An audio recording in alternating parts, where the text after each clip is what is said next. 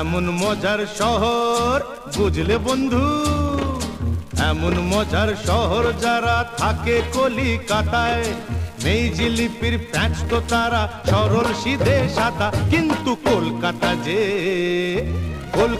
যে একটা গোলক ধাঁধা। এমন মজার শহর যারা থাকে কলিকাতায়, নেই জিলিপির প্যাঁচ তো তারা সরল সিধে সাদা, কিন্তু কলকাতা যে একটা গোলক ধাঁধা।